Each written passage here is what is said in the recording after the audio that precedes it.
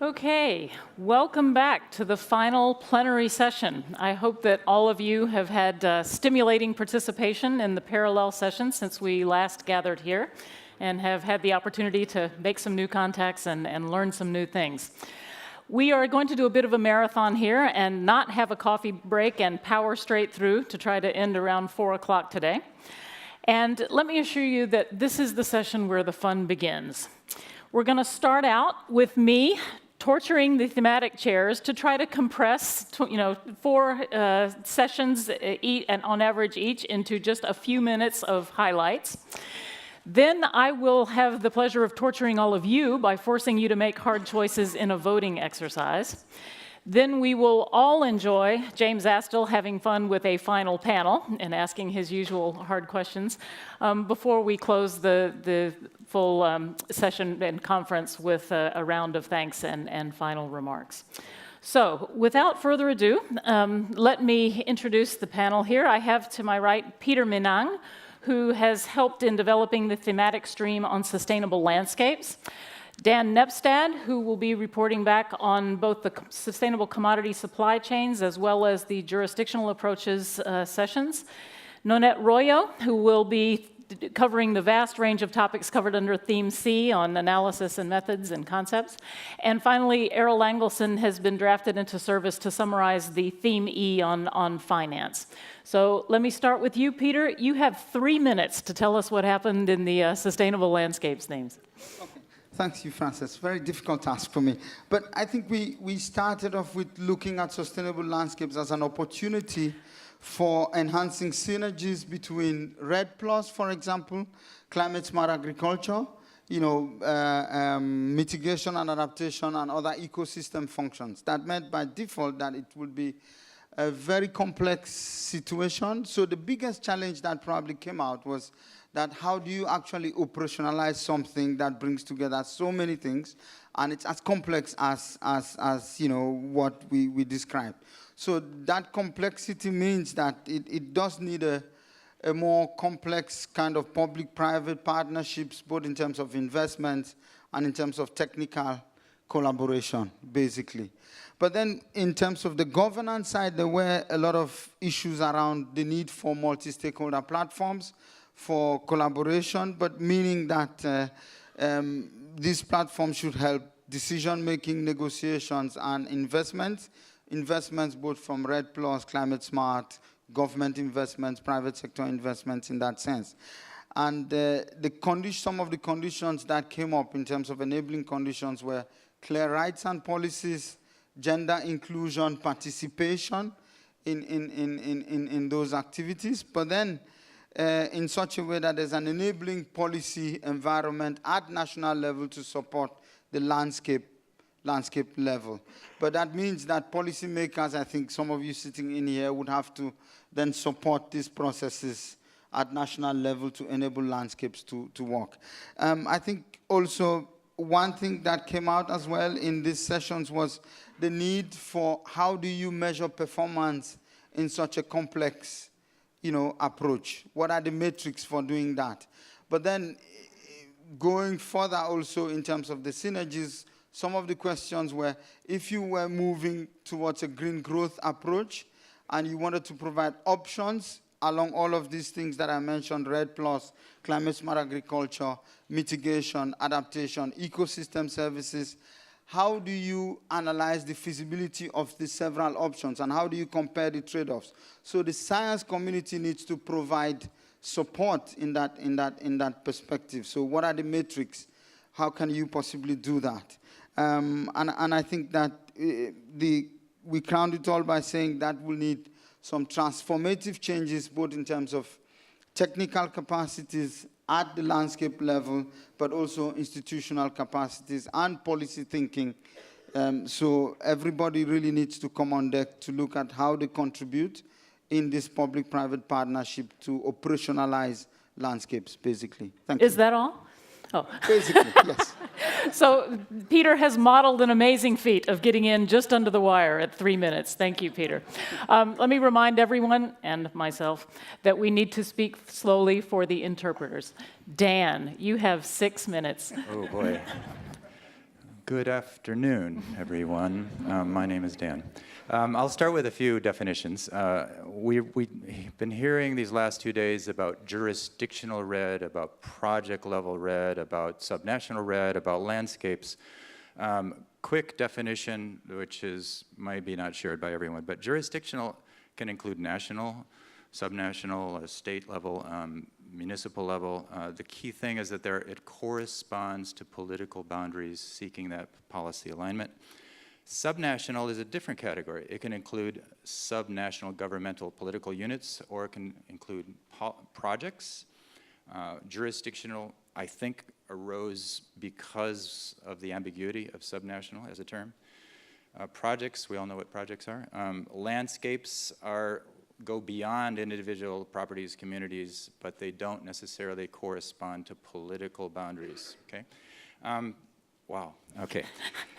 One cross-cutting theme emerging from these 4 fascinating sessions, they really were great sessions, is that we really need to move the REDD agenda more and more towards a focus on a new model of rural development, whatever we call it. Low-emission rural development is one possible term.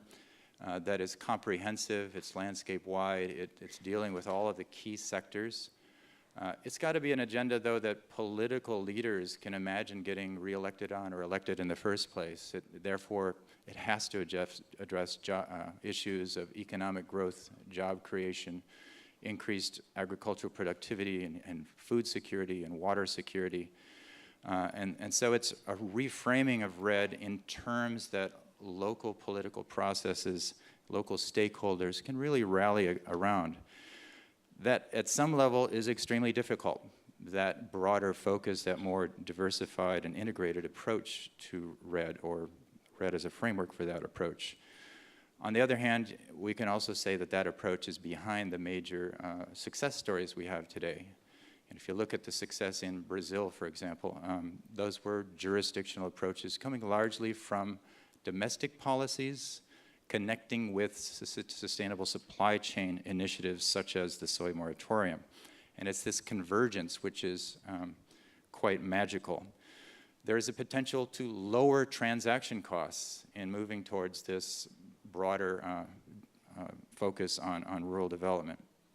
And it highlights the key role of domestic policies, domestic finance, the ways in which today there are many perverse incentives embedded in those policies and finance that go against what we're talking about at this conference. And there are also, we heard in our sessions, amazing examples of overcoming that lack of alignment to, for example, have finance favoring farmers and jurisdictions that are lowering emissions and moving into sustainable rural development. But that key issue of political viability, I think, is quite important. The need from this focus is a greater focus on a broader domestic agenda. Second, there's a cultural mismatch. Business leaders saying, you know, if this were a private sector meeting, everyone would be sorting things out at the bar, not sitting for 2 days in meetings. And also a lack of private sector engagement in this particular meeting and in REDD more generally points to our need to reach out to the agricultural sectors, the private actors. They don't currently see REDD as necessarily important to their agenda. The need perhaps for linking together sustainable supply chain initiatives with domestic policy and REDD that emerged in several moments is for a simple metric that could integrate these multiple agendas, operate at the jurisdictional level and at the property level, the farm level, that everyone can sort of align around. That's a big need. Markets, we have markets, sustainable supply chain initiatives, the voluntary approaches, a few key points coming out of that perfection can be the enemy of the good. The roundtables, for example, are not perfect, but they're great examples of how they are pushing governments to form their own regulations, such as ISPO, or to become more transparent. We can't leave out of these issues, out of sustainable supply chain approaches, though, food security. The need here, once again, a common measurement of what is success, a common metric of performance, but the producer countries really need to get the governance structures and the conflicting policies sorted out at multiple levels of government.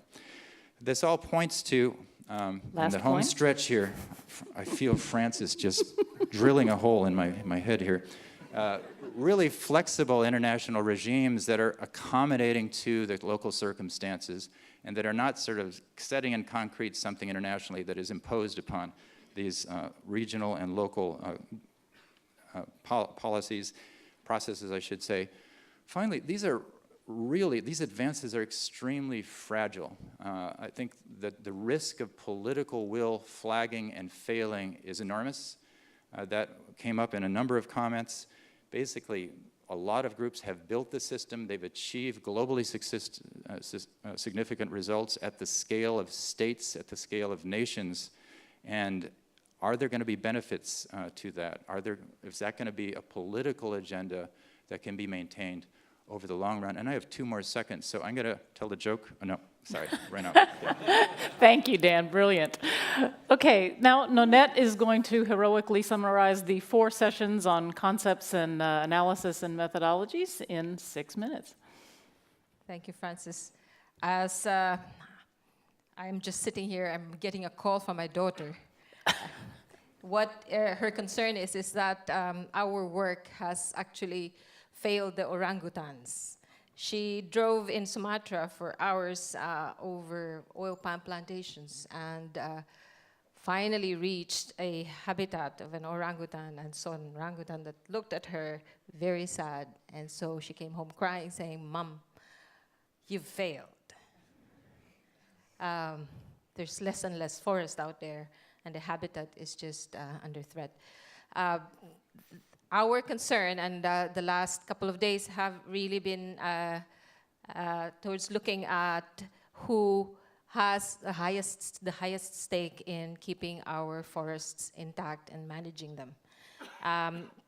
We've looked at it from various angles. We've looked at it from spatial data information, democratization of that public access to that data, and contribution from local and indigenous communities in the collection and completion of that data, and the role of civil society in facilitating that we understand how much we have of forests and how we monitor how much we would like to take away from it so that we can make REDD+ a success.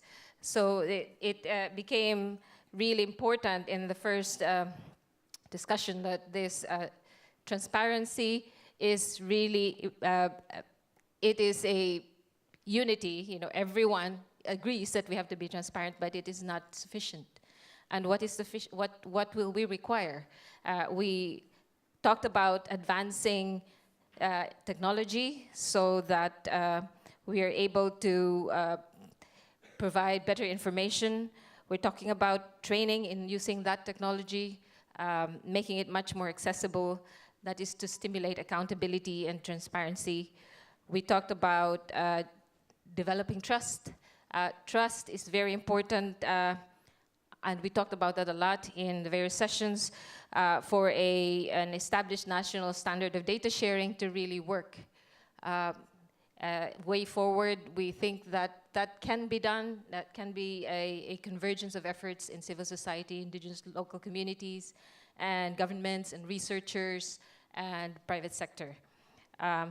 We also then moved and talked about the need to recognize that rights are very important and that these forests are not without rights and that we are overlapping with people who've lived there for hundreds of years, and therefore we need to look at indigenous peoples and local people's rights and recognize those first before moving into a full REDD operation. We think that there would be a danger of elite capture if that is not sorted out really early in the process. We also talked about that these REDD projects, for it to be successful, it should not only do no harm to women's and gender equality, but it must advance that participation of women at project level, at national level, and at international level. Project level examples were very interesting. We found women, at least in some of the pilot sites of REDD, to be much more able to track the threats and monitor them, and are much more able to manage and share benefits from the payments. These are, of course, early payments. These are just pilots. We also found that indeed civil society is and has to create the pressure for making REDD really accountable. So it's a solid foundation for REDD to have civil society monitor and look at its compliance with rights. And that is in itself a goal. It's not just for REDD, but it is for this work to matter in the future. And civil society has a very important role there. Lastly, we looked at MRV, and the technicians are all here, and these are our mentors. And I will attempt to articulate what I picked from that session. And it is really that MRV must be set up and must be nationally owned. And that its purpose is really not only to secure payment, but also to make sure that forests are sustainably managed. And that sometimes national forest inventory systems are sufficient, that they are also MRV-able. And that is really important. And that is what I took away from that session. And I hope I did justice to C4. There's hundreds of other information and comments that will be captured by our, I think, note takers. Thank you very much. Wonderful, well done. Harold, you have 3 minutes to summarize the 2 sessions on finance. Yeah, money is not just the root of all evil, it's also the root of the most controversial discussions. So what I'm presenting here is not necessarily a consensus view, but some points that I picked up and we have discussed with a few.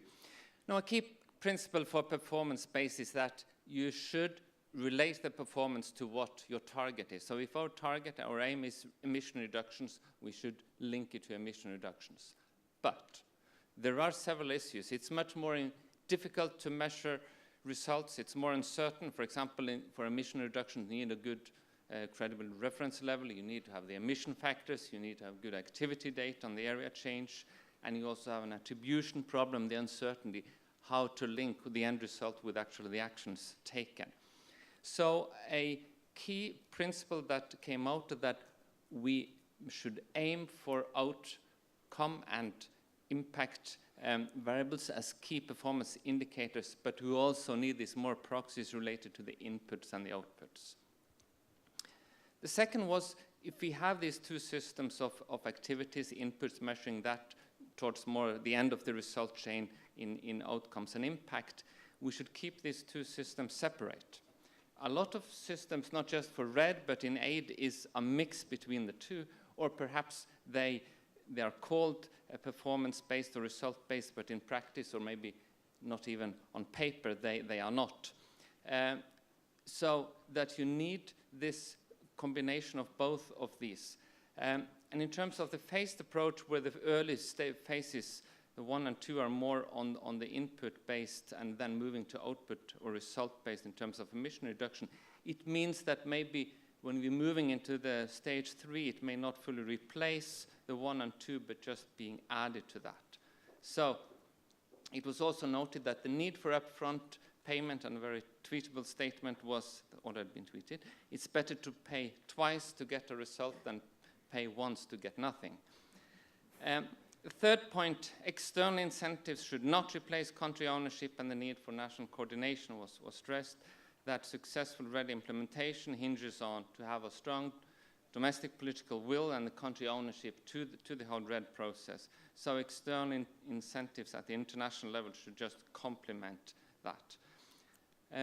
From the finance session on risk and financial management, I think there are 2. You can separate between kind of the sins of omission, sins of commission, the positive investments, and avoid doing the harmful ones. Now, on the first part of the positive investments, that there is a need to inform about and demonstrate that attractive investment opportunities exist. And some noted that there's not really a shortage of money, but there is a shortage of opportunities where the expected returns and the risk are acceptable to the investors. So a key is to make that the information about these opportunities transparent and available to the financial community, and also be honest and realistic about what these opportunities are. Last point. The fifth and final message is that that avoiding harmful investments have no or low costs. So it was referred to a meta-analysis that these social responsible investments do as good or better than this. And we can make it even better by public policies, for example, providing cheap capital. The Norwegian pension fund was mentioned that they 4 years ago started to look into harmful forestry investments and may cut out these companies that are involved in this, and also the Amazon fund and the Brazilian National Development Bank that provide a lower interest rate to those companies that are involved in socially responsible investment. Thanks. Thank you. You know, I won't try to summarize the summaries, and I won't have time, unfortunately, to ask particular follow-up questions, but it does strike me that one cross-cutting theme of all of these report backs is that it seems to me several years ago when we talked about REDD, we would start with REDD and our REDD objectives and try to figure out how we were going to accommodate all of these other, interests.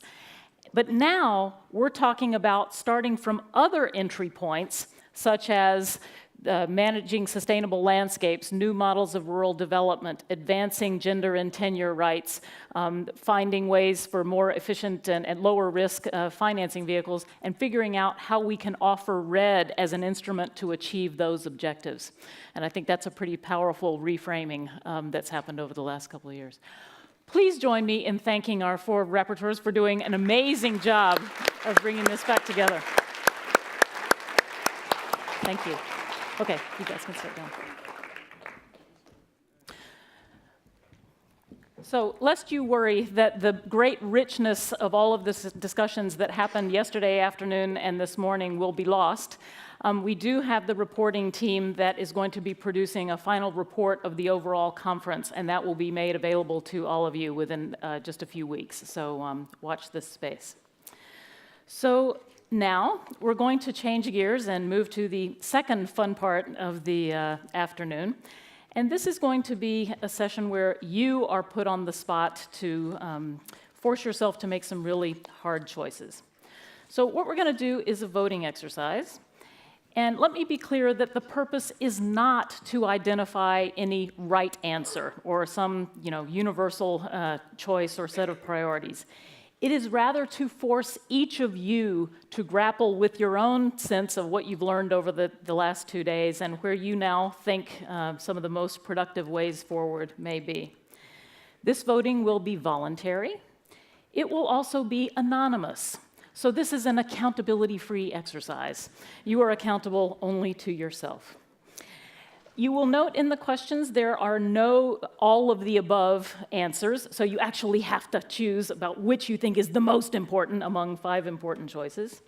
But if you feel that you don't have enough information to answer a question, you can opt out, and we'll just report on the results of those who did choose to vote. You can vote at any time once we begin discussing a question, and your vote will be counted.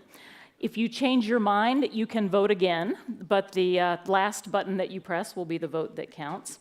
And it's going to be just like during a basketball game, where if you've got the ball, the time is running. And you'll see the clock running, and when the final buzzer sounds, if you haven't shot, you're not going to get any points.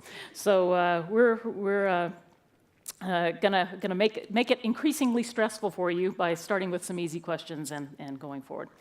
So let's have the first slide to introduce the technology. So every one of you should have a little keypad like this. Anybody not have one? Okay, raise your hand. I think there's probably should be more on the front row here. Great. Okay. And when it's time to vote, you'll see you have numbers on the keypad. So if you want to pick answer number 1, you press 1. If you want to pick answer number 4, you press 4. As I said, if you change your mind, you can vote again, and it's the last vote before the buzzer that will count. Please note that you do not need to press send or link or anything else. We're only going to be using buttons 1 through 5 in this exercise. As I've said, you're anonymous, so you're accountable only to yourself. We will not out you on how you voted into various questions. And when you're done, please, even though these are handy to stick into your pocket, please do leave them on the chair at the end of the session. Okay, so I think we're ready to go for the first question. And this should be an easy one for all of you. What is your gender? And you have two choices, one for male and two for female. I think we can start the clock on that one. Okay, press 1 or 2.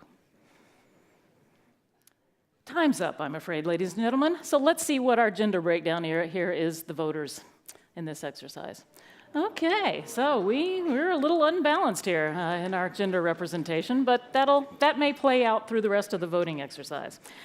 Okay, so now we're going to move to slightly higher level of difficulty. What is your primary regional perspective? Notice I'm not asking you for your citizenship or your place of residence, but what perspective do you anticipate bringing to the questions that follow? When you think about REDD priorities, are you thinking from an experience base of Latin America? Are you thinking from a donor country perspective, which is the proxy for answer number 4? How would you situate yourself in terms of sort of a stakeholder or set of interests that you'll be bringing to your answers to the following questions? So your choices are 1, Africa, 2, Asia, 3, Latin America, or 4, Europe, North America, Australia, or any other donor country. Let's start the clock.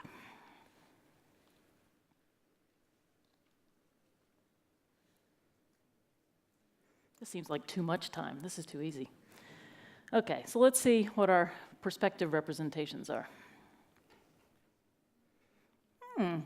Rather balanced. Okay, so this will be interesting. So we'll keep this in mind that these are your voters for future questions. And then finally, we want to know your professional affiliation. And again, this is kind of like, your day job, where you come from. And yes, there's some overlap between these categories, but, pick the primary one or the one that you think will most influence your subsequent voting. Choices: government multilateral, private sector, civil society, or research. Please start the clock.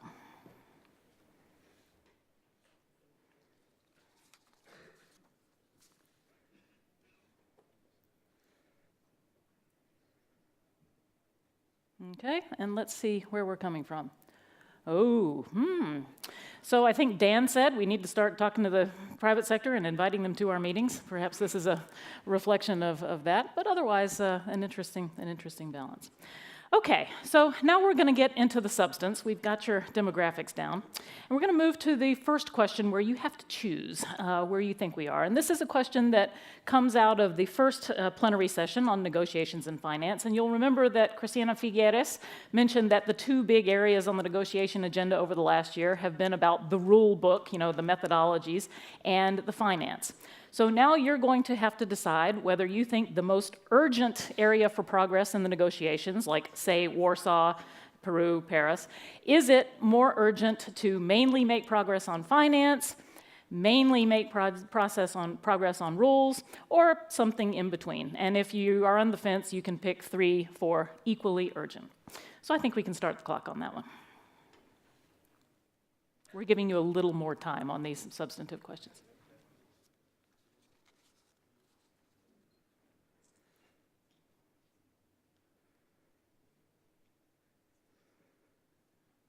Okay, let's see how we did.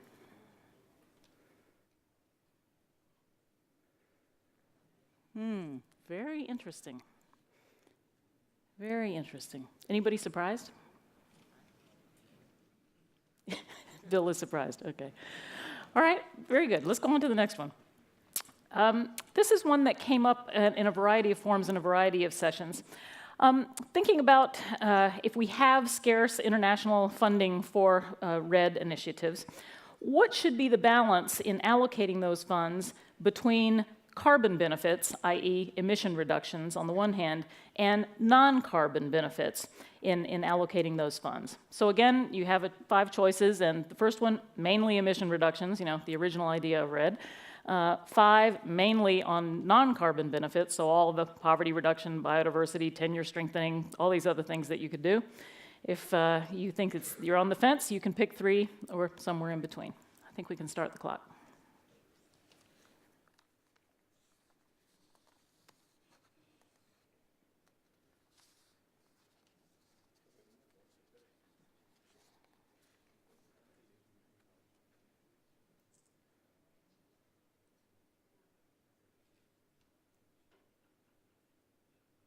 Wow, that's very interesting. Okay. Let's go on to the next question.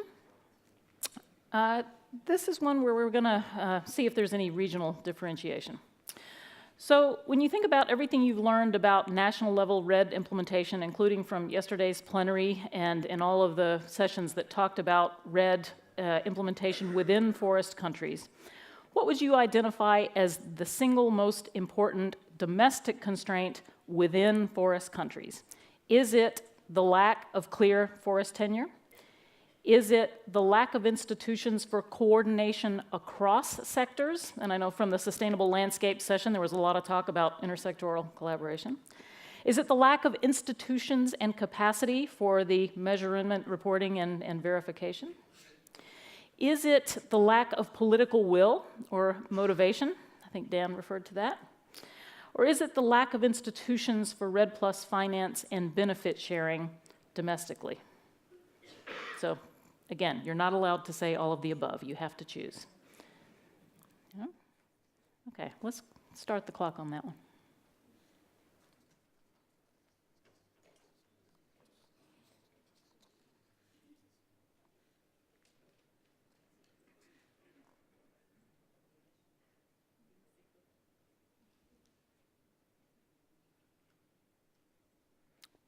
Very interesting. So in the aggregate, we seem to feel that the political will issue is the most binding one, but the others fairly evenly spread, with maybe cross-sectoral collaboration being a second. So for this one, we're going to see if there was any difference across the regional perspectives on what was the most important binding constraint. So let's look at Africa. So in Africa, we have tenure out in front. Let's look for Asia. Wow, okay. Different political will issue there. Okay, Latin America. Oh, very interesting. Again, institutional coordination. And then finally, let's see what the donor country perspective. Political will again. Very good, very interesting. Okay, let's move on to the next question. So moving from the national level to the international level, what would you say is the most important international constraint on progress in reducing emissions from deforestation and forest degradation? Is it the rising demand and prices globally for commodities that convert or degrade forests? Is it in the insufficiency of north-south financial transfers to incentivize REDD action?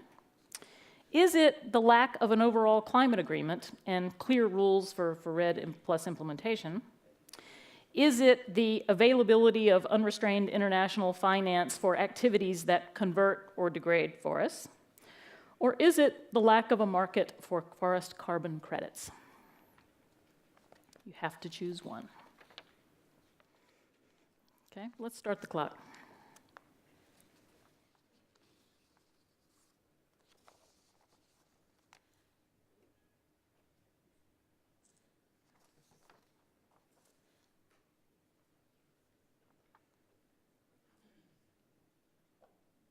See the results? Okay, so the lack of an overall climate agreement and rules is number one. A bit by far, but second being the commodity demand and price. So interesting that the north-south financial transfers come in pretty low there. Okay, let's go on to the next question. So, as we compare various opportunities to advance REDD Plus objectives through, say, increased political attention or financial investment across the various scales, which of these levels is the most urgent and important for increased attention or investment? And having had Dan Nebstad's tutorial on the different definitions, for this exercise, let's define jurisdictional level as a political entity, but below the national level. So we sort of have a nested national, jurisdictional, landscape, community. Now in this one, you can vote for option number 5, which is the current allocation of attention and resources across those levels is about right now. But if you don't feel it's about right, where should we put our incremental resources? Should we do more at the national level, more at the jurisdictional level, more at the landscape level, the kind of things that Peter was describing, more at the community level. Clear? Okay, let's start the clock.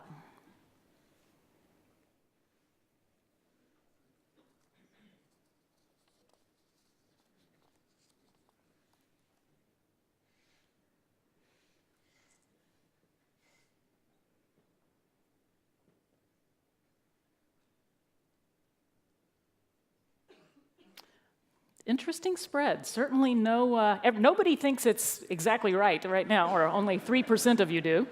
But not a strong signal about where those extra funds should go.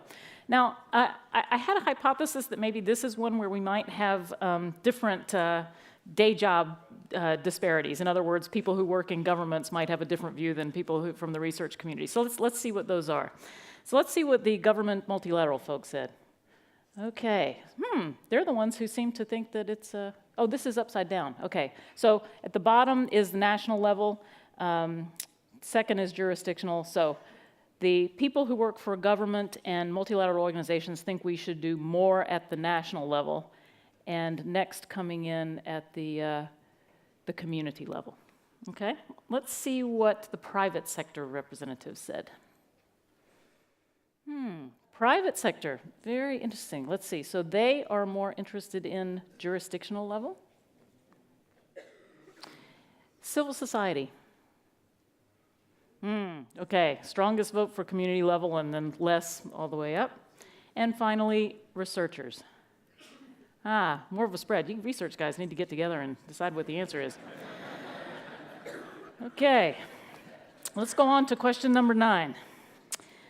Okay, so when you're thinking about the risks of the unintended negative consequences of REDD+, policies and programs, as well as the potential synergies with other objectives, which of the following is the highest priority for more attention and investment?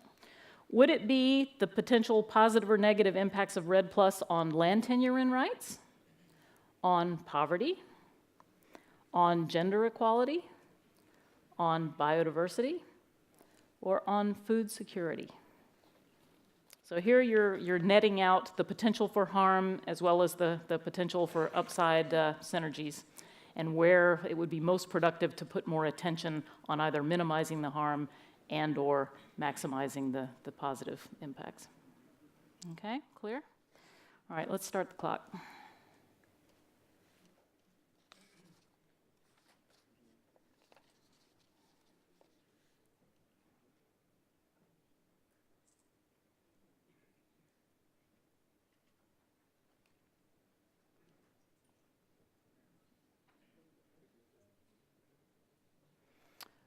Very interesting. Gender equality, only 3%.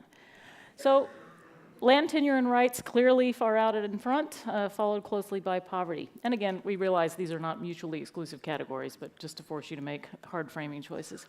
So this is one where I had a theory that maybe there would be a gender difference in the voting. So let's see if I was right. Can we see the disaggregation? Not so striking. Very interesting. So not a huge difference. Not a huge difference.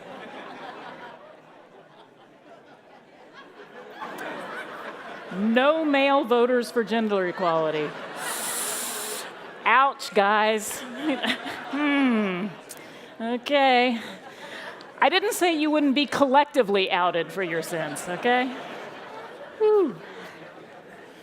Okay. Moving on to question number 10 before a riot breaks out. Okay. All right.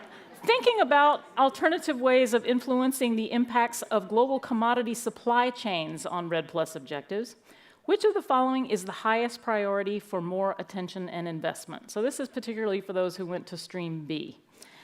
Should we link commodity supply chains to sustainable jurisdictions in forest countries?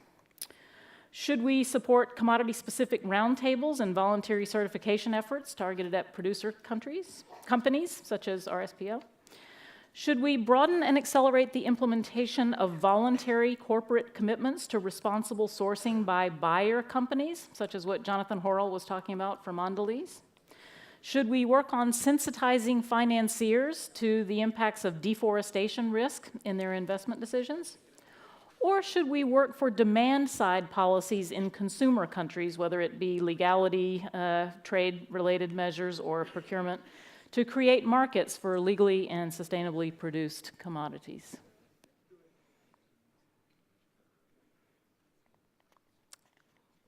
Choice is clear? Okay, let's start the clock.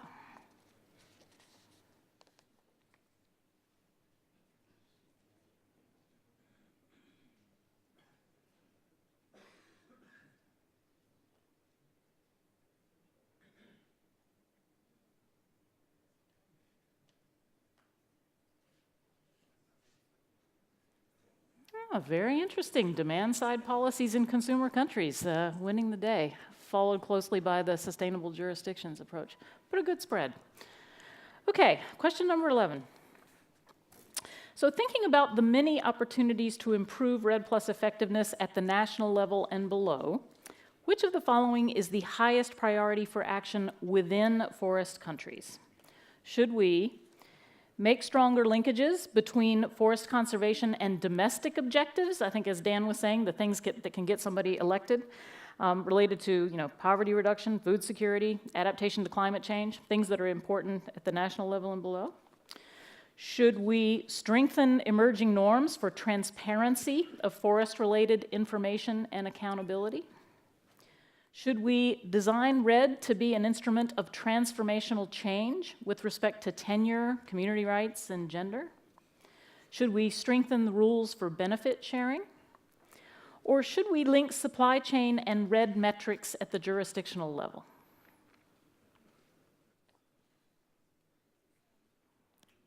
Clear? Okay, let's start the clock.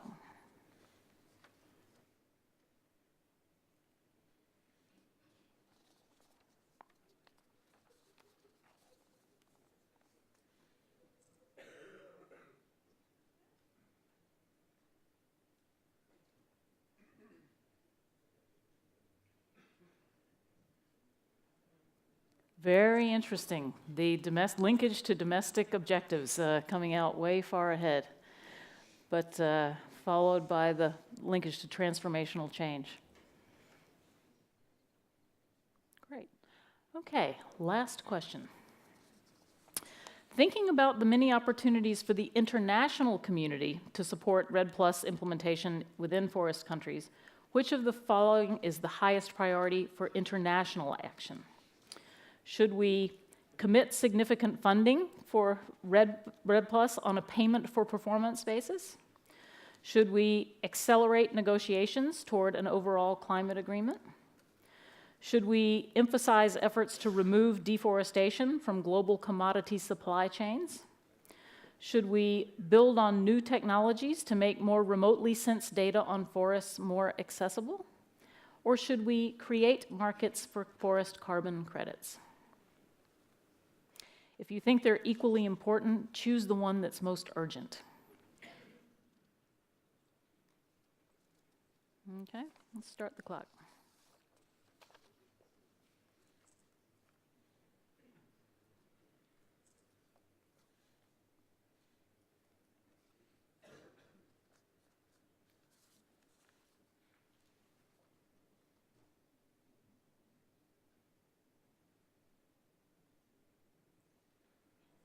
Okay, so again, negotiations seen as the single most important and urgent thing, followed closely by the significant payment for performance finance.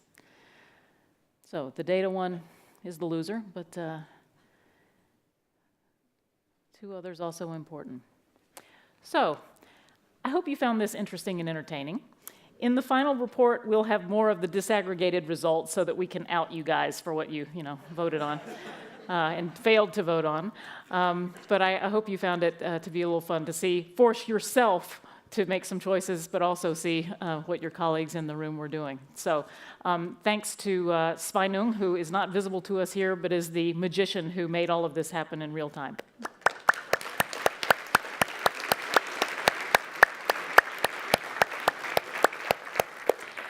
Okay, now I would like to call to the stage participants in the final plenary panel, which will be moderated by James Astle.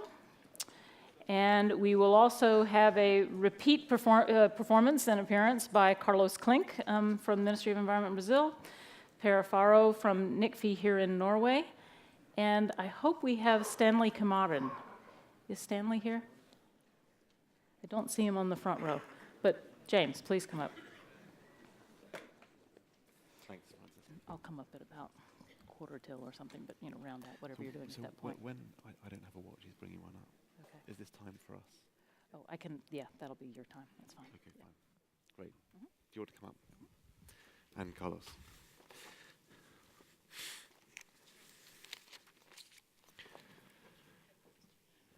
Thank you.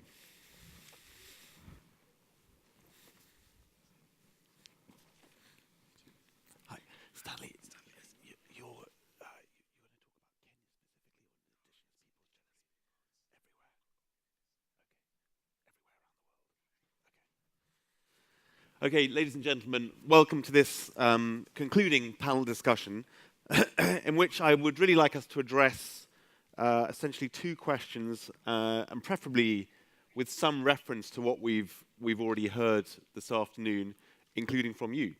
And the questions are straightforward. Where are we with REDD? Sounds straightforward, the answer may not be. And what are the immediate next steps that we need to provide clarity and progress? To answer those questions, I'm delighted to have with me Per Faro, the director of the Norwegian International Climate and Forest Initiative, as we all know, Carlos Klink, who I'm especially delighted has not been scared away by my rude and aggressive questioning. No, I didn't, Carlos. And Stanley Kimaru of the Teba Foundation in Kenya, but an expert on indigenous peoples and their part in this complicated piece. Per, I'd like to ask you to sort of begin positioning us, if you like. And I just, if I could add one comment of my own. What was so attractive about REDD to outsiders like myself? Well, I think two things. One, its simplicity. It was its simplicity that broke through into the media, for example, mainstream, and outside your community. This remarkable, audacious, attractive idea that REDD could provide a basis for rich countries to pay poor ones to keep their trees standing. And moreover, and this is the second point, that would be transformational. Simplicity and the ability to be transformational. These were the two extraordinary, audacious, and attractive virtues of REDD as it was originally conceived. And it appears that we have lost both of them. So are we finished with that audacious, wonderful idea that those of us outside the community could understand, or are we not?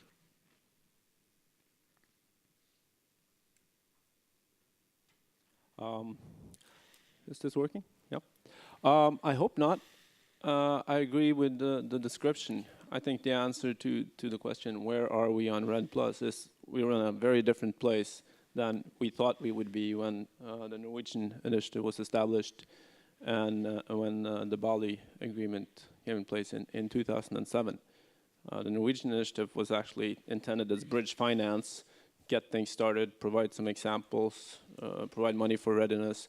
January 1st of this year, so 10 months ago, huge money would start flowing based on performance under the UN Climate Change Convention. And we all know that didn't happen. It's actually quite a long time ago that it didn't happen, so we've adapted and maybe to a certain extent forgot the original vision.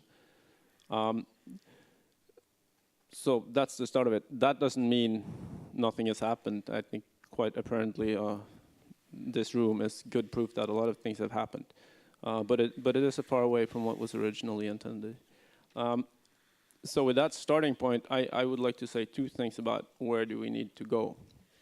I think the first thing is we really do have to stick to that original idea and not leave it. The original idea, as we conceived it back then, was that this is a global partnership to correct a huge market failure that is very real, namely the fact that currently, financially, trees are worth more dead than alive. And doing that on a global scale requires massive financing. Of course, that has not been introduced, and it needs to happen. And I think the rationale for why we thought back then that it needs to happen is as valid today. This is basically a public policy issue. You have a huge market failure. You need to correct that market failure. That can only be done through public policy. That public policy is very hard to do and very expensive to do. And tropical forests, as we all know, are generally in poorer countries that bear little historical responsibility for climate change. Does it make sense to have a global partnership where richer countries contribute based on performance? This doesn't mean that all the things we've been doing and all the things we're discussing, how do we best work with the private sector?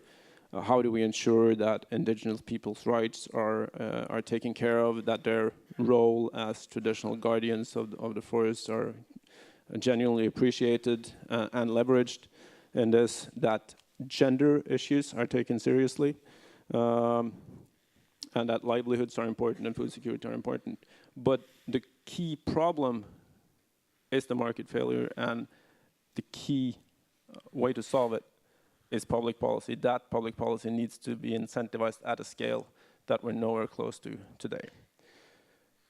So I guess point one, we need to keep our eye on the ball, which is that's truly transformational REDD+ regime as we thought of it back then. That's some way into the future, I think we all agree. So the question then is, what do we do now with the resources we have at hand, disposable? What can we do in the near term before that political will? I voted for political will as the main problem. When that political will resurfaces, do we have a response? Can we say, we know how to deal with this problem? We do have cases that show how it can be done. And I think there's a bunch of things that needs to be done. But I would point to one that I think is particularly crucial, and that is the making it all come together in a few distinct geographies, so jurisdictions. That needs to match the funding available. Not that much funding is available, so we can't do it everywhere. We need to choose. But to have 4, 5, 6 sizable jurisdictions where we have leveraged all the tools at our disposal, payment for verified reductions, working with the private sector's efforts to clean up supply chains, worked on land tenure and rights and spatial planning, optimized use of various parts of the land for the purposes they are best fit. Get it all together and taken deforestation down and paid for it in a true partnership. That's what really needs to happen, because if we do that and if we align on how that is to be done, when the political will is back, and I am naive enough to believe that that will happen, we can, with some confidence, say that we know how this could be done. Thanks very much for that, Per. I also voted for political will, and I think it's just worth underlining the point, is it not, that this is not, or not primarily, a technical problem. And I think that as an outsider, the emphasis upon technical problems and technical solutions, which is so understandable for forest professionals, can miss the point. This is a political problem, is it not? At national, subnational, local levels. And the only answer to that is to keep persuading, keep making the case for why it's important that trees are left standing.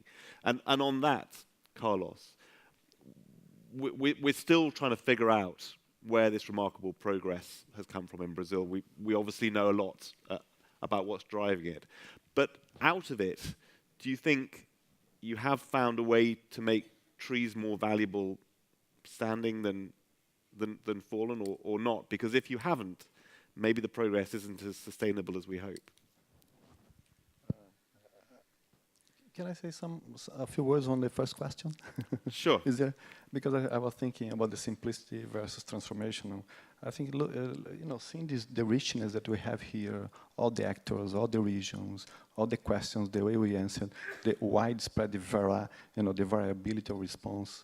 In a few cases we saw a trend, let's say. So somehow we lost the simplicity, certainly. Maybe it's related to the political will behind it.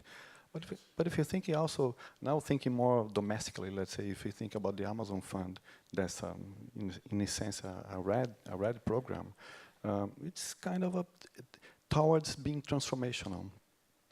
Because you see, for instance, a better agreement between the policies to reduce deforestation, more in agreement with the main objectives of the fund. For instance, you see states and civil society getting better prepared to present better programs for long-term point of view.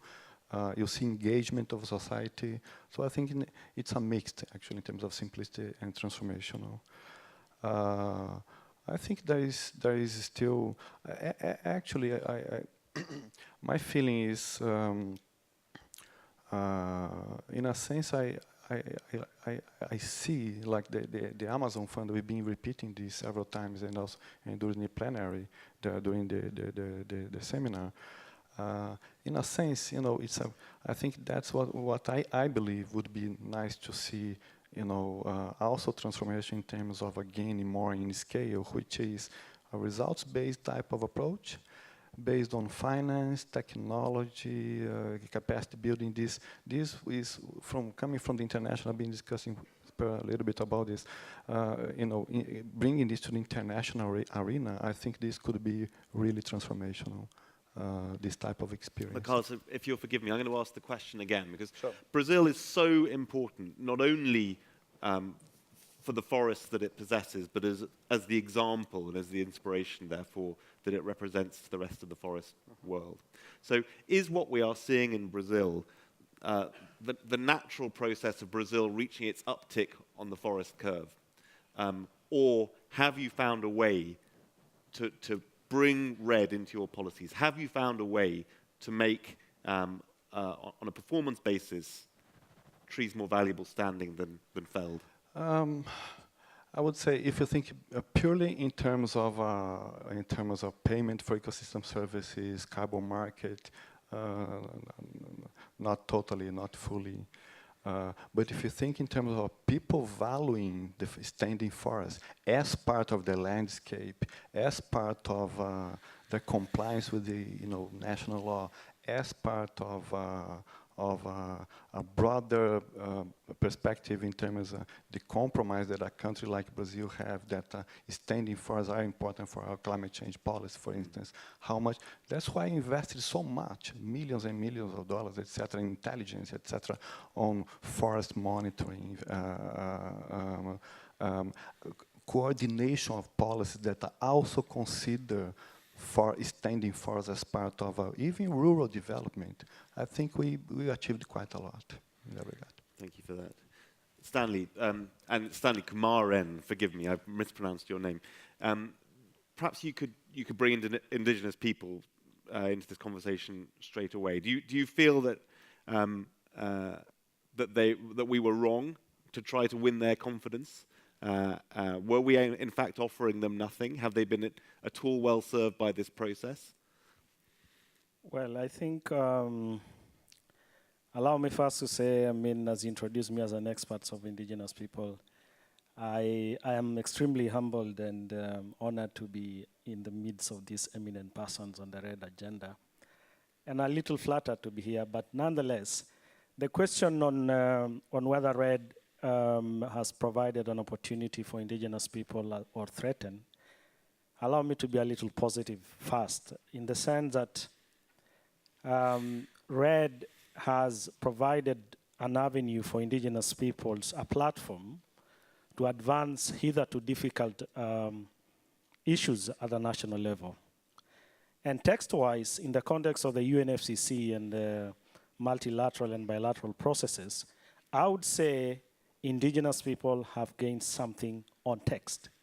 When you look at the Cancun Agreement, for example, the safeguards element, there are certain things that indigenous people have always tried to push into the language of negotiation. One of them being the recognition of traditional and indigenous knowledge. The second being respect of land tenure, at least in text. The third one is the issue of multiple functions of forests, that forests are not just about carbon, but for them, they encompasses issues of spirituality, medical care, and all these things. Issues of full and effective participations of indigenous peoples are also in the Cancun Agreement. And more importantly, a recognition or projecting interventions around climate change on underpinned by a human rights-based approach.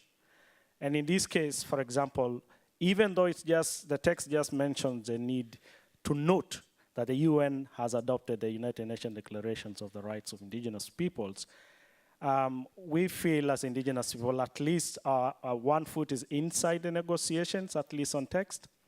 And outside the UNFCCC negotiation, when you look at processes like the FCPF, which are pioneering, piloting of REDD, and you look at the UN REDD processes, all these multilateral processes have also either developed an indigenous people policy or have established a dedicated, however small, a dedicated fund for indigenous people engagement. So we've seen a space, a small space, open for indigenous people's voice to engage in these processes. So I would say, to some degree, the REDD discourse has survived the rough terrain and hostile terrain of climate change negotiations in the interim. But as we attempt to move from the discourse to the practice, as somebody said in one of the plenary sessions, or rather the streams, that we've been in the lab, but we are just about to go to the ground, where REDD will cease to be an abstract issue around carbon and gigatons of carbons and associated reduction, but it will be about lives and livelihoods. In the opening remarks of the Minister for Climate and the Norwegian Minister for Climate Change, she mentioned that over 350 million of local community indigenous people directly depend on forests. And that research, and it's been echoed throughout these sessions, that most of the remaining forests of the world are where indigenous peoples are and local communities. And then these forests are not here accidentally. They are here because these communities have chosen livelihoods that are climate resilient, climate friendly. And it means, therefore, because forests are here, this is going to be the arena where REDD is going to be practiced. And I think, for me, it will be a challenge to think about how do we avoid what we saw in the conservation development activities of the past, where local communities and indigenous people who are dispossessed through the fortress approach to conservation. And so as we move, hopefully manage to move out of the high-level segments of boardrooms in the renegotiation, hopefully to the ground, how are we going to avoid these exclusions that we've seen in the past in the development approaches practice?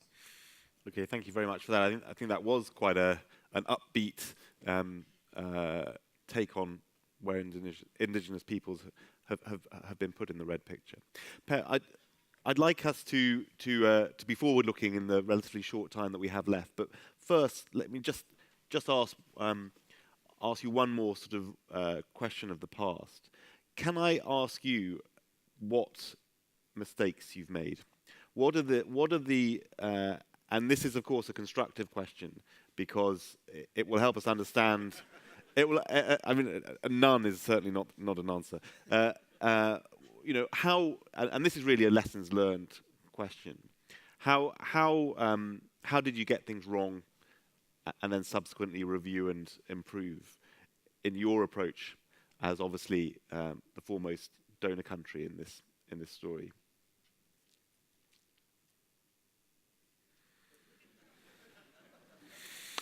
Yeah.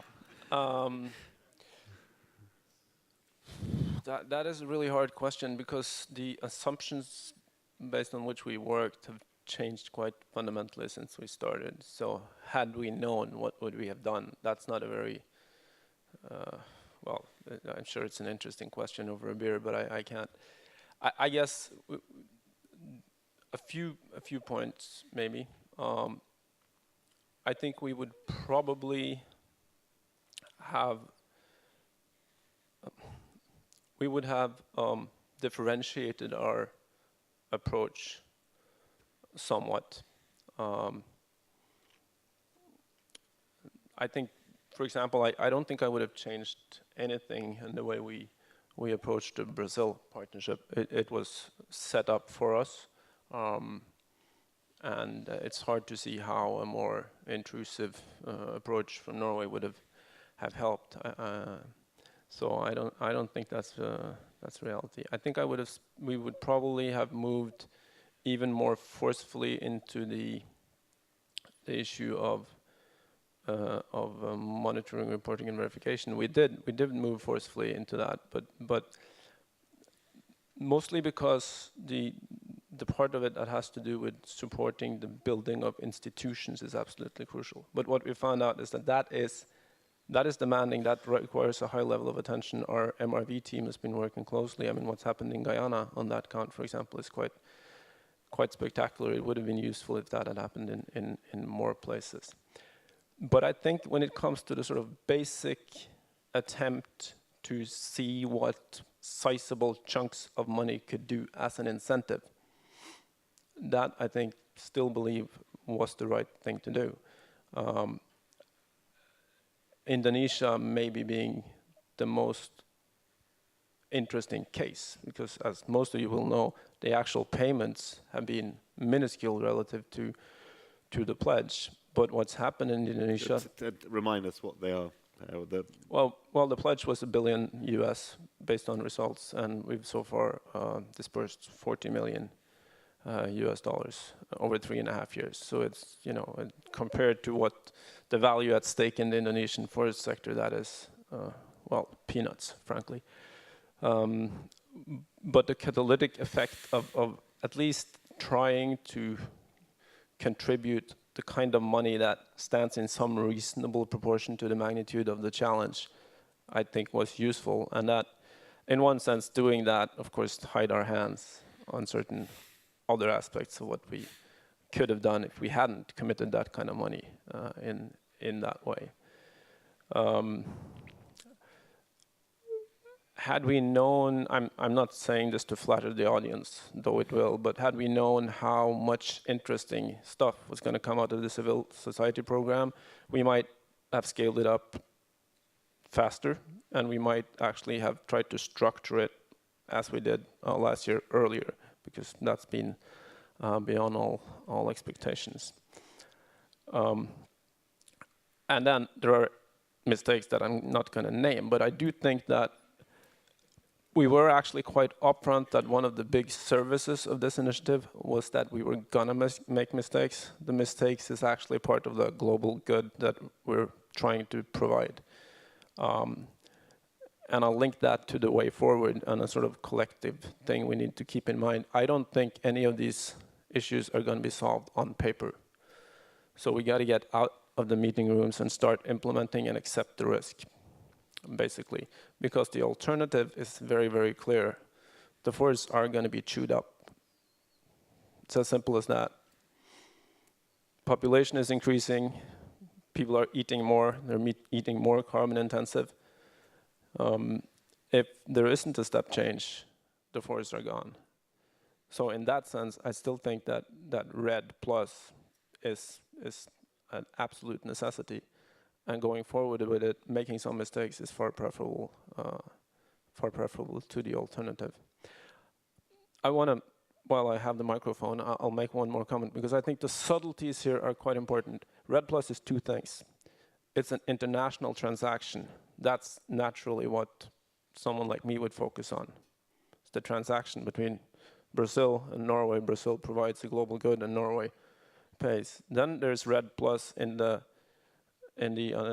meaning of what does a country do to make that happen? And that is a much more subtle, nuanced, and complex thing than the rules-based transaction internationally. Being in favor of simplicity on the international level doesn't mean that one doesn't understand the complexities at the national level. But targeted incentives are crucial and could lead to incredible progress on all those complexities. And I think Indonesia is quite a good example of that. The stuff that the Indonesian government has achieved after the LOI was not described in the LOI. But it's a consequence of a process being set in motion to deal with these issues in an entirely new way. Thank you very much. Not many mistakes in there, was there? Sorry. I think that was, yeah, you managed to answer the question very interestingly without in any way embarrassing yourself, which is was obviously, you know, slightly disappointing. But Carlos, let's be forward-looking now. We need something to bridge the finance gap. Ultimately, one of the relatively few slides that we had, which showed a clear majority view, was on the importance of finance for keeping this thing going. Where do you look to, from a Brazilian, but if you like, a global perspective? And I wonder if you could dwell on the private sector in particular.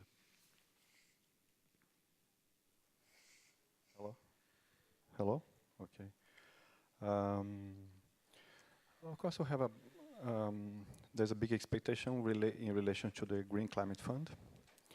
I'm afraid sometimes that we might have overpromised a lot of issues.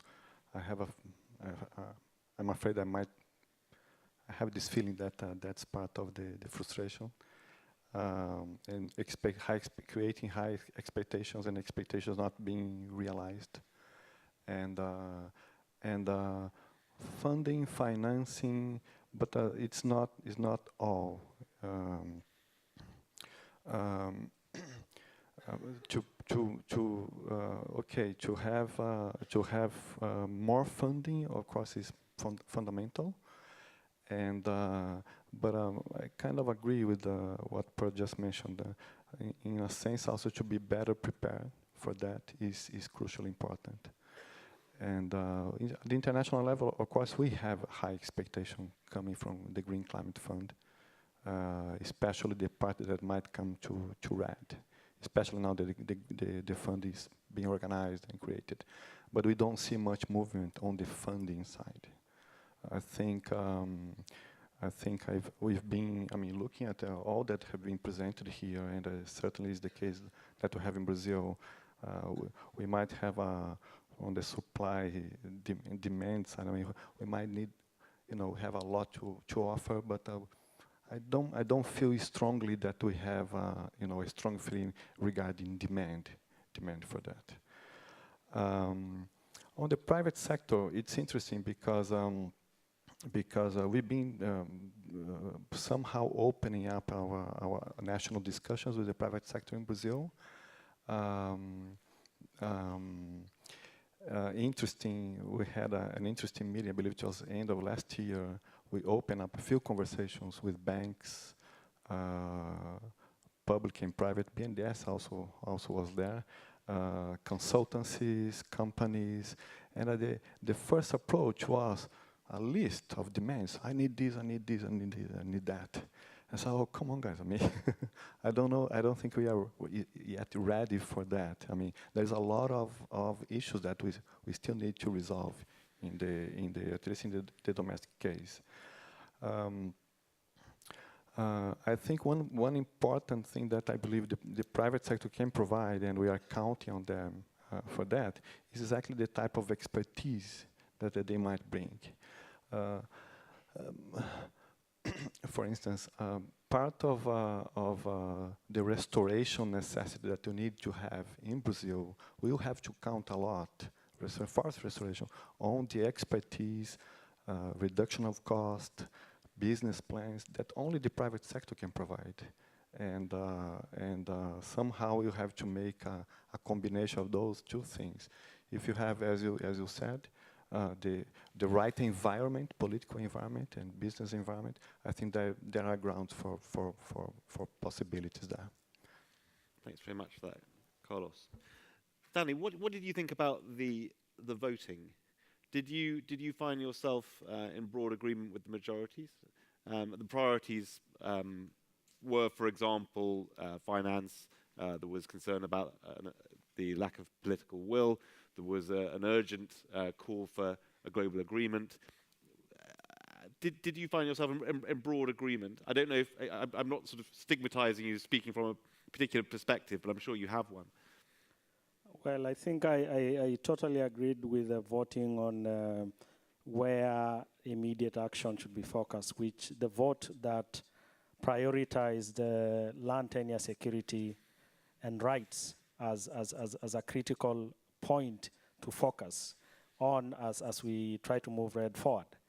Certainly for indigenous peoples and local communities who are totally dependent on land tenure arrangements, REDD presents a serious risk of dispossession. And one of the fears we have is that with a push to nationalize the monitoring information systems and carbon accounting and all these processes, there is, for example, a risk that previous efforts at devolution of management of sustainable management of forests might end up being nationalized and therefore dispossess communities that are already, for example, managing their forests. And for these communities, forest is everything to them. And so we fear, as we agree with that vote, that land tenure and rights is a critical element. We fear that if land tenure are not clarified, if security to land tenure is not provided under a framework of human rights, then indigenous peoples and local communities will pay a double price. They face the immediate negative impacts of climate change already. They're extremely vulnerable because majority of the poor are within these communities. But then poorly designed intervention measures like REDD, if not safeguarded, would provide a double negative price for local and indigenous people. So really, I agreed with that. Also political will, not just at a global level, but at a national level. Sometimes, or more often than not, indigenous peoples are in the marginalized position they find themselves in because of their relationship with the national government.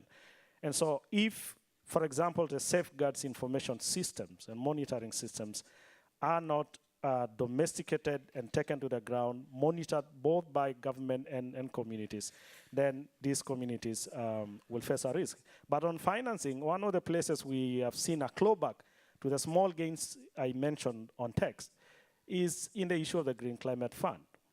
The Green Climate Fund, as you know, will be the global coffers for climate change funds. And one of the concerns we have is that indigenous peoples and local communities do not participate as active observers in this. We follow proceedings through an overflow in a screen, which informations are provided after them. So where do we get a chance to influence this global platform that is going to influence projects at the community level? And so yes, I agree, political will at a national level to guarantee land rights, to establish safeguards, to incorporate communities in community-based monitoring systems. Yes.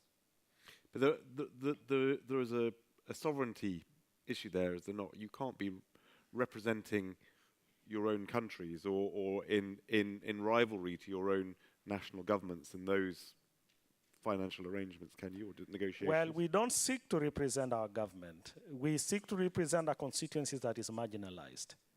And this is what the UNFCCC negotiations arrangement has recognized, that these are communities whose livelihoods have contributed least to the problem of climate change. They are most vulnerable to the problem of climate change, and indeed represent where we want to go as a global community in terms of low emission livelihood systems. And so this is a recognition that this voice has to be there, because this is where forests are. These are the most vulnerable communities contributing the least to the problem of climate. We are not saying we should displace states. Sure. We are saying... Sure. No, my question is not, I don't dispute that your voice should be there. It's a question of whether it should be everywhere, I think. Yeah, it's a voice for these unique circumstances of indigenous peoples and local communities on the ground. Carlos, can I ask you to speak on a sort of small but fascinating element of this, which is South-South cooperation, the potential for it. And of course, again, we look to Brazil to be a leader in this, exporting its success, if you like. Do you think that there is a danger that REDD Plus has sort of sucked the oxygen out of that? Or do you think it is, on the contrary, encouraged it? I hope it would come on automatically. Yeah. Okay, sorry. No, it's okay. I would say on the contrary, because we see during the COPs, during the bilaterals, during visits, we see the, let's say, the willingness of other countries to really come and asking Brazil, for instance, for sharing all those knowledges. And it was mentioned here yesterday. We just signed an agreement with all Amazonian countries in terms of forest monitoring.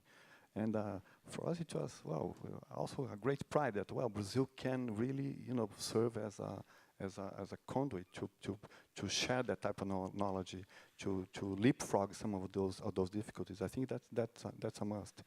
And in South America, we are taking strong conversations with Africa, using several instruments. For instance, last month we signed an MOU with the Democratic Republic of Congo, exactly on the same issues. So REDD was not against them, even though countries might have a different perspective on REDD. But some of the basic elements are the same, like keeping forests standing, monitoring forests, sharing expertise, etc. And sometimes, of course, sharing the ability on how to build your own funding, for instance. I think that's important.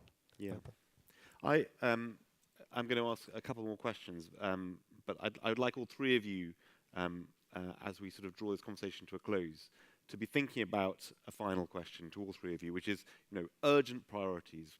What is next? And if you like, 1, 2, 3 steps. That's the last question that I'll ask you. But first of all, Per, having failed to embarrass you last time around, it turns out that somebody from the audience would like to have a crack at it.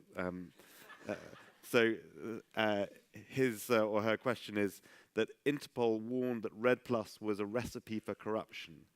Were they wrong?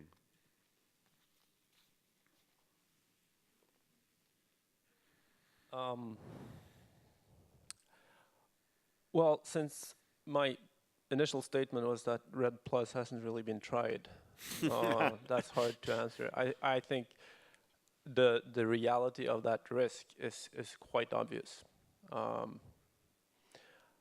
I think the statement was something like the risk is almost as big as in other foreign aid. So, of course there is a risk.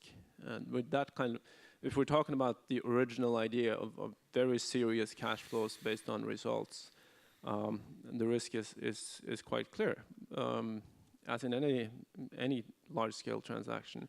And there are issues of, as was mentioned, elite capture and so on. Those risks need to be dealt with. We've tried to deal with them as well as we have been able to. In our partnerships, I'm not aware of any major disasters so far. So yes, it is quite clearly a risk. It has to be managed. This is part of the entire full safeguard debate. So, I agree. There is a risk, and we have to manage it. But I suppose the interesting question is, can it still work in countries which are corrupt, which do have great governance weaknesses and challenges, if you like?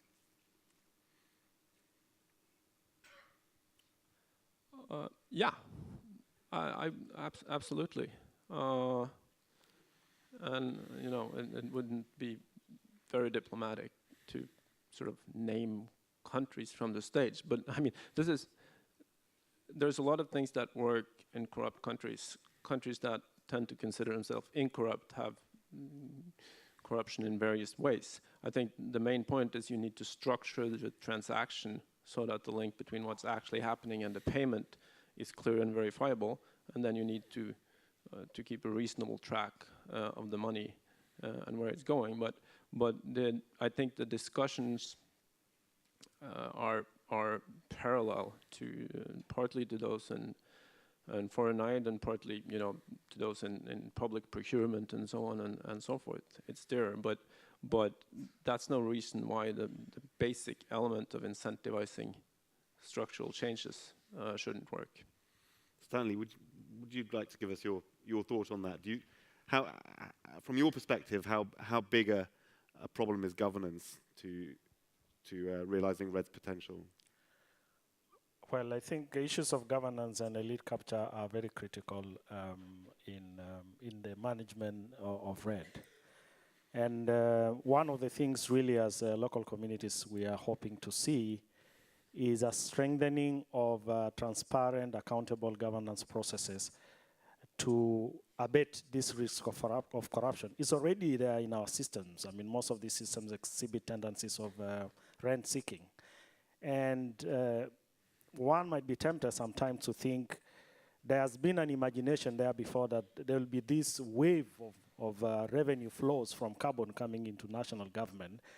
And therefore, incentivizing, initially, of course, there was a fear of carbon cowboys, international carbon cowboys coming to communities, and we've seen them. Well, they have seen that it's not easy to implement REDD. Some of them are running away. But I think these national government systems need to be strengthened. And this is why, for us, safeguards information system that take account of the free, prior, and informed consent of indigenous peoples are critical.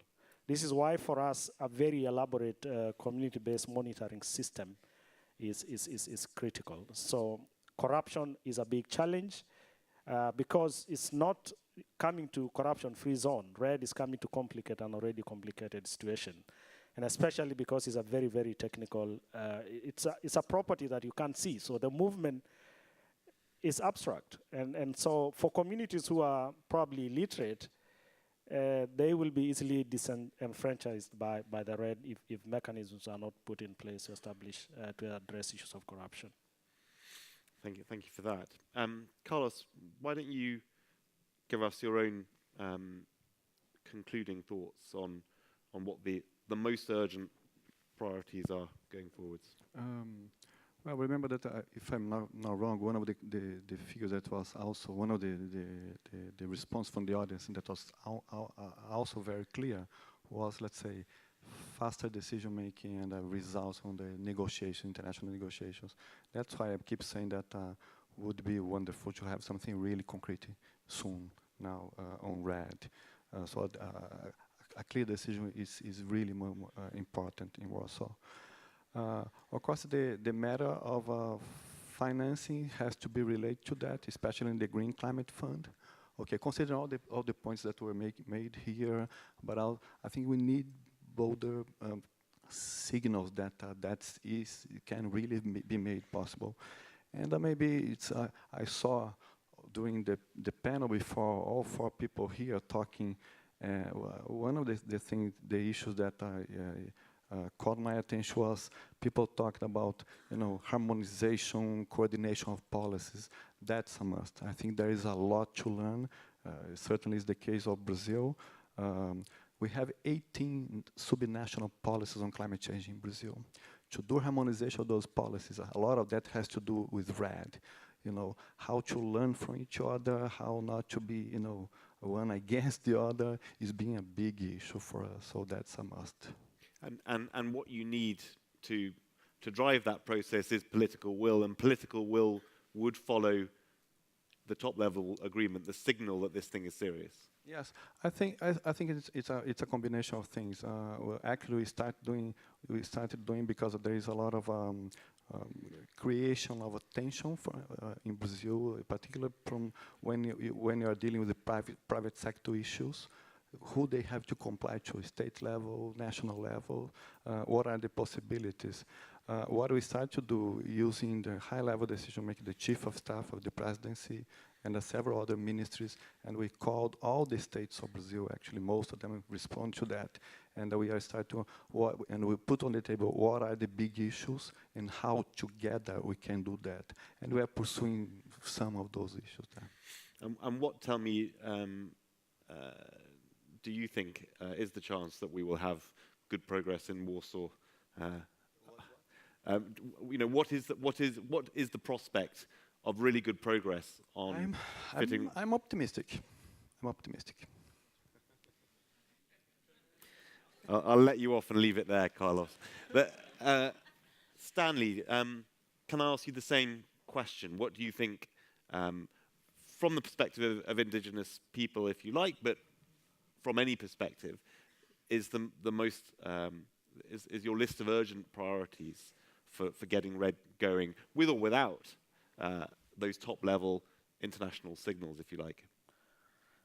So if I got your question right, I think for us the most important thing is a clarification of land tenure security and enhancing this land tenure security, because, as I said before, our livelihoods are centered on this. Secondly, for us it will be useful to strengthen and prioritize non-carbon benefits aspects of REDD.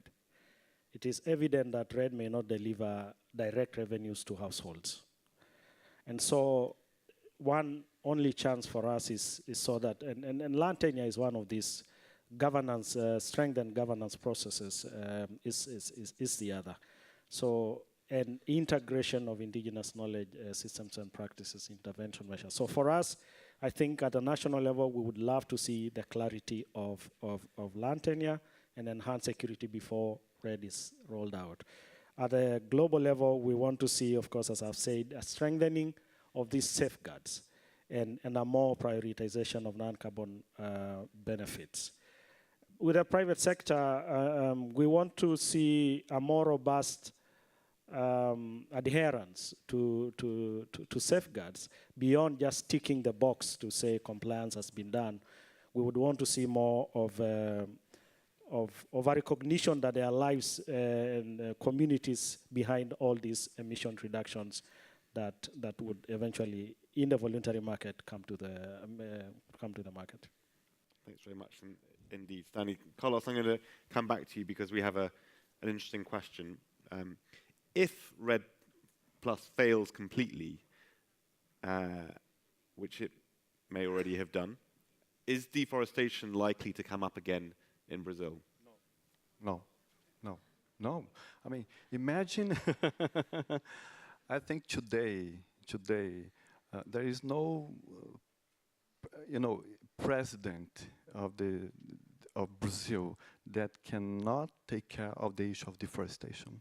It's such an important issue, not only for, of course, deforestation, climate change, but also it has to do with achievements, taking people out of poverty, taking opportunities, doing a better agriculture, a better management of the forest. So I would say no. Then is Norway wasting its money? If REDD is irrelevant, then why are you bothering with it at all? Sorry, say it again. Why bother with REDD if that's not what's driving your current progress? No. I mean, that's what I keep saying, because we don't have a policy that's REDD. REDD is part of our national policy that is a much more, comprehensive sets of issues. REDD is one of these components that you can adapt to those responses. Thank you for that, Carlos. Per, you get the last word, which is quite appropriate, really. What is your wish list or short list of prescriptions for the urgent progress that we need, with or without an international agreement, to make sense of this? Well, I think the first thing we need to do is rediscover ambition. I'm stealing that from a title from the roving ambassador for the tropical forest. We really need to rediscover ambition. It's easy when ambition disappears to readjust the goals to fit the means. But really, we know what we need to do. We know what needs to happen if forests are going to play their part in 2 degrees. And to get all the other benefits, we need a much higher level of ambition than we have today. So that's going to have to happen. Hopefully, it will happen up to COP21 in Paris in 2015. That's number one.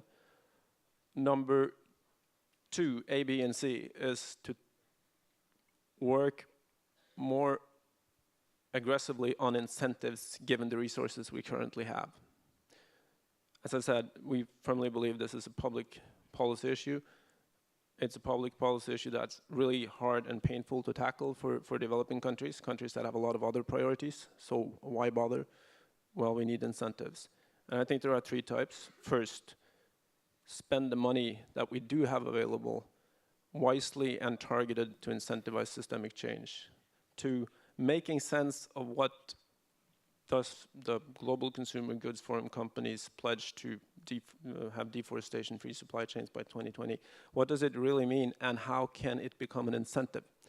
Because as a goal in itself, it's not really meaningful. It's only meaningful if it leads to the changes that will enable them to source deforestation-free in 2020. It's not obvious how that's going to happen, but it's obvious to everyone that that pledge holds tremendous potential. Third, understand the self-interest, the enlightened self-interest involved in reducing deforestation better and applying it to national policy. I think that's what Carlos is really talking about when he's saying that, you know, the failure of REDD alone wouldn't reverse everything in Brazil, because there is also an understanding of enlightened self-interest. I think what Ethiopia has provided through their climate resilient green development strategy is an example of enlightened self-interest tied to the REDD+ agenda. So really getting at that in a better way is crucial. And then taking those three elements and piecing them together and making it work on the ground in a few significant jurisdictions, and therein crack all the essential implementation problems having to do with tenure, having to do with spatial planning, having to do with indigenous people's rights and gender equity issues, livelihoods, and so on. And then hopefully, when ambition is rediscovered, we can replicate and scale up. Thank you very much for that. So I think maybe another way of putting that would be to say, let's get back to clarity and an ambition for transformation. The starting point for this whole remarkable, audacious, rather courageous endeavor. With that, I'd very much like to thank our three superb panelists for bringing things to a close so wonderfully. Stanley, Carlos, Per.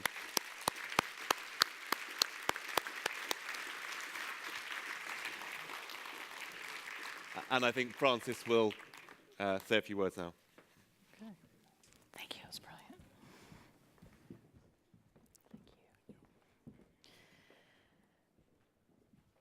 you. Okay, sports fans, we're coming to the end of our timeout.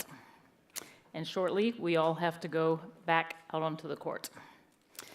So, how many of you learned something over the last 2 days that will help you in playing either offense or defense?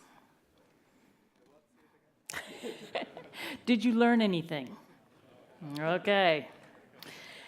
How many of you met a new person or became acquainted with a new organization that will help you do your part better as part of the team? Very good. How many of you have at least adjusted, if not fundamentally changed, your game plan based on your experience here?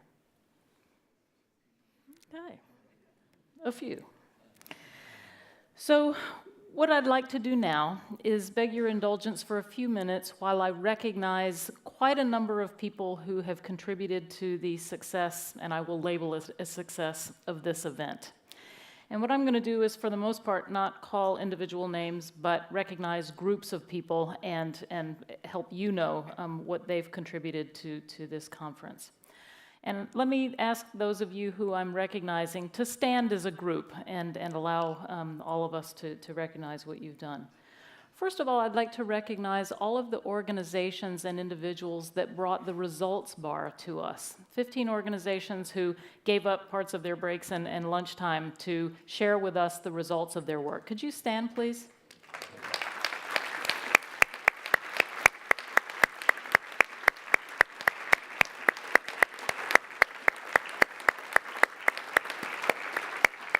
Thank you. Many people told me how valuable they found what they learned at the results bar, and while we didn't import it into the plenary, please know that it was appreciated. Second, I want to recognize all of the moderators and the speakers who participated in plenary or parallel session panels. especially those who were dragged up on the stage at the last minute, but also those who really put in a lot of time and effort thinking through how to shape the panels and discussing extensively in advance, what point should be raised, and really structuring these 90 minutes or less intervals so that we could all get the most out of them. Please stand, all the moderators and speakers.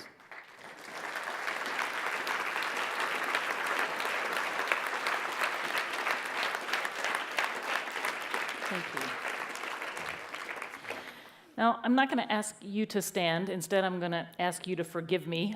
Let's recognize the interpreters for all the work that they've done.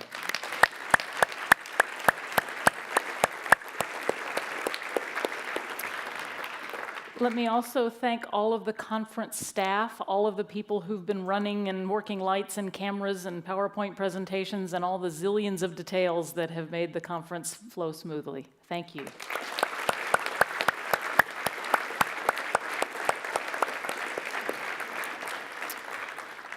Let me thank the Thematic Chairs, Peter, Dan, and Nonette, along with Errol, who was pressed into service for the E1 and 2 streams, for their role in helping to shape the program and for doing such a brilliant job of condensing a day's worth of material into 18 minutes. Thank you.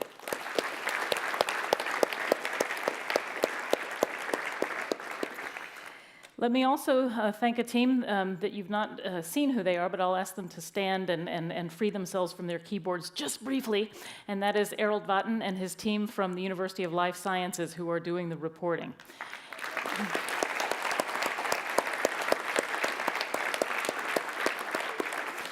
And unlike the rest of us, their homework continues after the conference closes. I recognize them in the opening plenary, but I think it's worth recognizing again the other members of the program committee, and they are Andreas, Ivar, Nonette, Thijs, and Clotilde. Could you just stand where you are?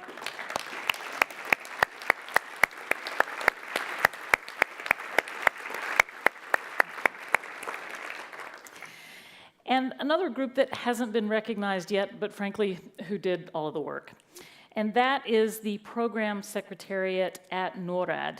Now, many of you have had extensive communications with this team related to logistics or other issues. And I can tell you, I've been in this conference planning business for a number of years now, and so I realize the workload. I don't think they did when they got into it.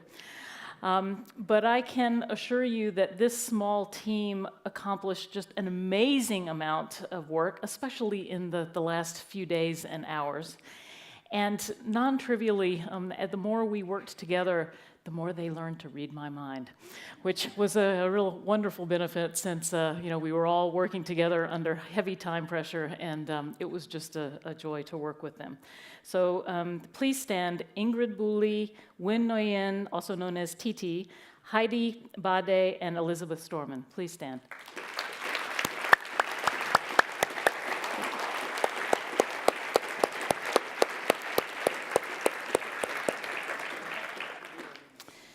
So, for my part, it was an honor to have been asked to chair this conference, and a pleasure to work with all of the colleagues within the government of Norway and all of the others who served on the program committee and in various other roles in the conference.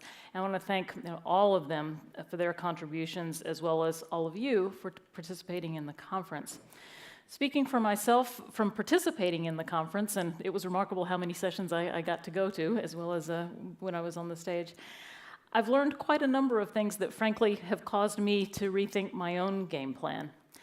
And exposure to this ballroom full of extraordinary teammates has certainly refreshed my optimism about what we can do together when we get back out there on the court. Thank you.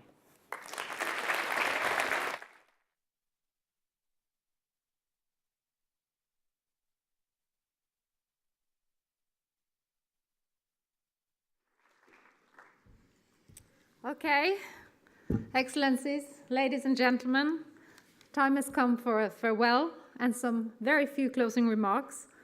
What an impressive area of topics we have covered in 2 days. Thank you to all our distinguished speakers and to the audience who have been very capable and very active in participating.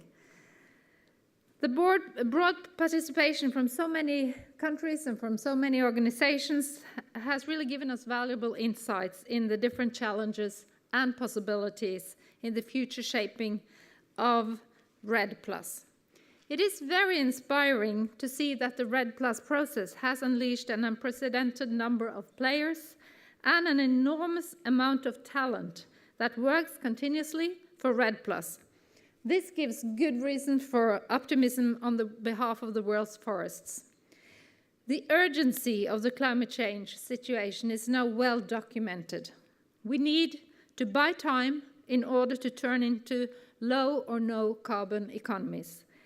In this transition time, success in REDD+ is of utmost importance.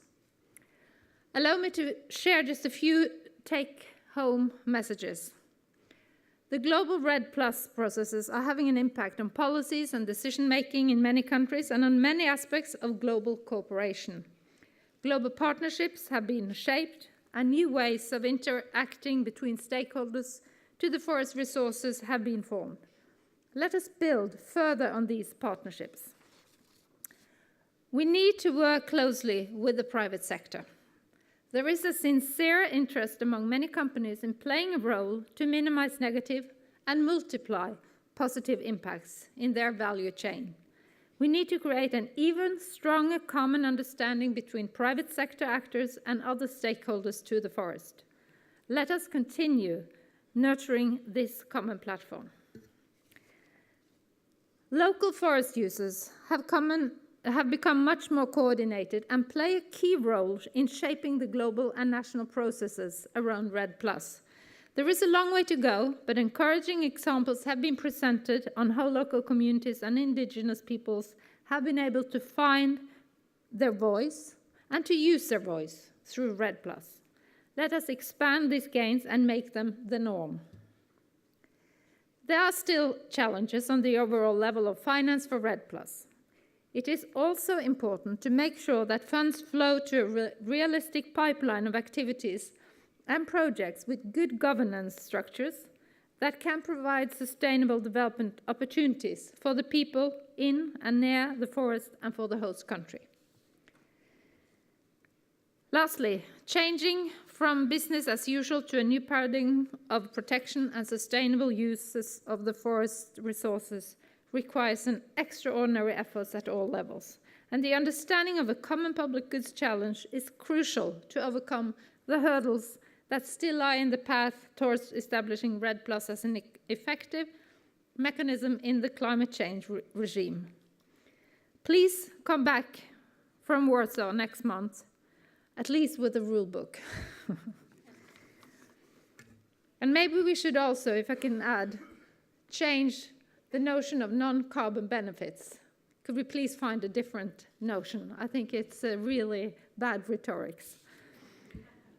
Finally, I also want to do some thanking. And firstly, let me also echo the thanks to my very dedicated staff in NORAD. And I have also to ask Francis and James, please, if you can come up to the stage. And James, also thank you so much for having kept this very important topic also on your agenda and that you don't lose sight of this, even after your special report. And Francis, again, thank you so much. You have been really so eloquent in your efforts, keeping us all on time and on track.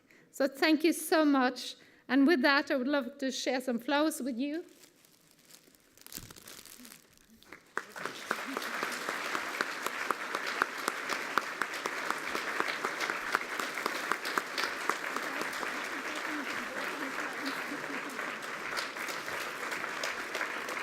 And with that, please, I wish you all a safe journey back home to your home countries, and thank you so much for attending this. And don't forget to share best practices every day, and not only on the REDD Exchange. Thank you so much.